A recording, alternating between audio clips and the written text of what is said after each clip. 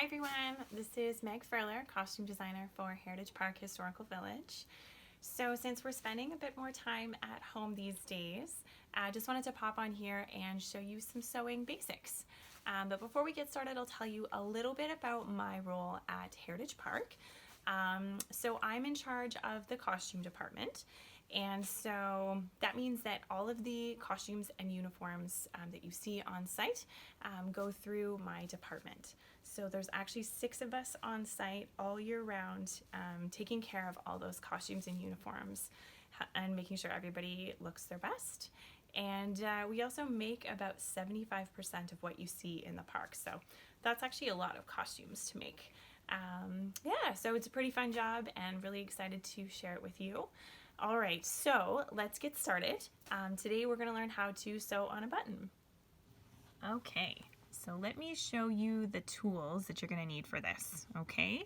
So, of course, thread. So I am using a nice dark blue thread, mostly so that you can see it on camera. So you're going to want to use a thread that matches your fabric and your button.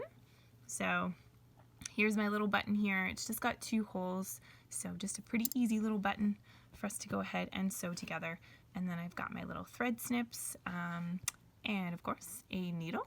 So this is a pretty big needle for this little tiny button. So a bit robust, but it's going to be easier for you to see. Okay, so I'm going to go ahead and cut a little piece of thread. And then this is the tricky part, okay? So you need to get the thread through the eye of the needle, okay? So there's a little bit of hole there, all right? So this might be the trickiest part for you to do. And if you don't get it, just keep trying because it might just take a little bit, okay? Just like it is for me right now. Okay, so once you've got that passed through there, you're gonna make a knot at the end of the thread, okay? I'm leaving this thread doubled through the needle. And then here's my ends. And I'm just going to wrap it around and make a little knot, okay? And then I'm going to make one more in the same spot. If you find your knots aren't in the same spot, just take some time with it, okay? It's something that you kind of learn to do by feel, so it might just take a little bit of time. Okay, so I've got my knot, I've got my needle threaded, so this is my fabric, and I've marked on here where I want that button to go. Okay, so this is actually going to be the top of my fabric. So what I want to do is actually pass through underneath first. So what I'm going to do is take my needle, we're going to go underneath, and I'm going to find that first little dot and push that up through there. Okay, and then you want to pull that all the way till that knot catches at the end. You can feel it there.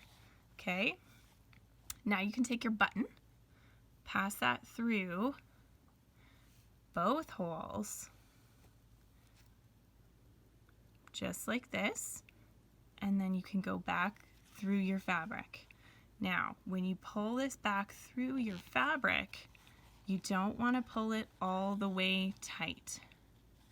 You want to give your button a little bit of wiggle room there.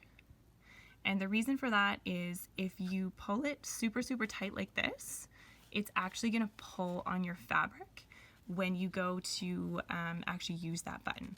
So you need to give it just a little bit of wiggle room. All right, and then once you've done that, you can go up through your fabric and through your button again, and then down through, and you're going to do this quite a few times until it feels secure. Okay, just take your time with it, making sure not to pull your button too tight against your fabric. All right, so when that feels secure for you, I would probably go a couple more times, but time is of the essence. So I'm gonna pull that needle up through here one more time, but I'm not gonna go through the button. Okay, I'm gonna pass by that button, and I'm gonna show you why in a sec here. So I'm going to take my thread and I'm going to wrap it around the button 3 times. So what I've done is actually create a bit of space and a little more security for that button. So some buttons you'll see actually have a little loop on the bottom, just like this one, and that's called a shank. So what you've done is just made yourself a thread shank, and that's going to make for a really nice secure button, and it gives you just a little bit of space. So if you're using putting a button on, say, something with a heavier fabric like a coat or something like that, you really do need a little bit of space in there to accommodate those layers. Okay, so now I put my needle back through and my thread's on the bottom, and then I'm just gonna make a knot a couple times here,